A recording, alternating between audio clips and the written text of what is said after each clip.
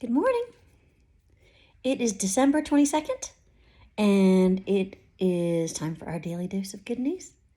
We're reading from Isaiah chapter 42 today, verses 14 through 21. For a long time I have held my peace. I have kept still and restrained myself. Now I will cry out like a woman in labor. I will gasp and pant. I will lay waste mountains and hills and dry up all their herbage. I will turn the rivers into islands and dry up the pools. I will lead the blind by a road they do not know, by paths they have not known. I will guide them. I will turn the darkness before them into light, the rough places into level ground. These are the things I will do, and I will not forsake them. They shall be turned back and utterly put to shame, those who trusted in carved images, who say to cast images, "You are our gods." Listen, you that are deaf, and you that are blind, look up and see. Who is blind but my servant, or deaf like my messenger whom I send? Who is blind like my dedicated one, or blind like the servant of the Lord? He sees many things, but does not observe them. His ears are open, but he does not hear. The Lord was pleased, for the sake of his righteousness, to magnify his teaching and make it glorious. Here ends the reading. I think this text is so interesting because the beginning is all about God's timing.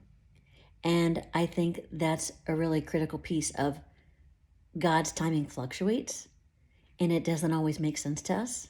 And there's times when God is still, or God is inactive or seems inactive by our standards, by our judgment.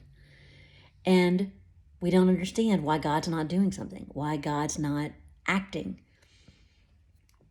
But remembering that God knows the timing, and like a pregnant woman, God knows, okay, the time to act is now, and now you're going to hear me gasp, and now you're going to hear me pant, now you're going to see me move, now you're going to see me act because the time is now. And so the whole theme of the psalm is about trusting God. Trusting God in the timing when it doesn't make sense to you. I love the imagery at the end that is very affirming of blindness and deafness. And the idea that my servant is the blind one. My servant is the deaf one. And there's a component in that of they see, but they don't observe. So the idea of trusting in that. A blind person may not see all the details. A blind person may know that I've got blonde hair. They may be able to see that. They may be able to see, like, maybe I'm wearing a white shirt and there's something black outlined on it. They may not be able to see anything specifically. They may not know, like, it's a butterfly on my shirt, or they may not know I have freckles or whatever. They may not be able to observe specifically, but they are perceiving in ways of perceiving what God wants them to know. So I think that imagery here of what do we know as truth about God, not because we've observed it, not because we've seen it with our own eyes or heard it with our own ears, but because we sense it somehow in a deeper way. Where do we not need to see it ourselves in order to trust it and believe it? Where can we rest in our quest to understand everything? And believe me, I get that. Right? We're all going to want to figure it out sometimes, or see it on our own, or hear it on our own. But there's a deeper trust in God to let go and surrender and say, you know what? I don't see how this is going to unfold. I don't hear something that's obvious to me in this, but I'm going to trust you anyway, even if I don't see it, even if I don't hear it. Okay? And God's point is that pleases me. That's righteousness for me.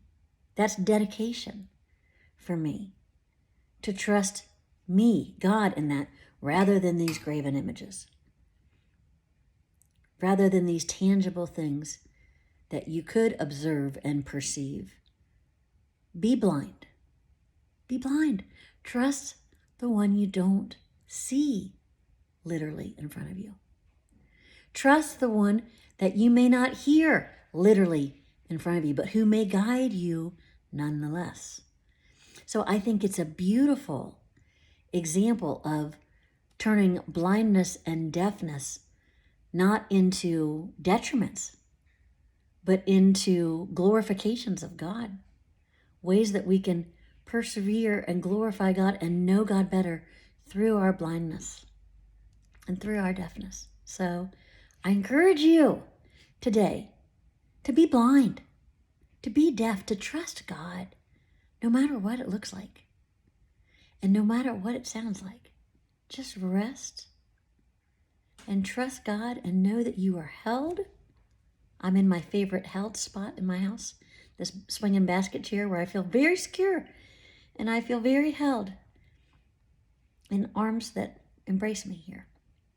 Know that we're held by God, no matter what it looks like, no matter what it sounds like. Be blind, be deaf, be willing to be in those states where we don't have to figure it out. We can just trust God and know who our God is. And in that, we don't really need to see the specifics of anything. We don't really need to hear the specifics of anything. Okay? Trust our God to lead us. Have a great day, everybody. Bye-bye.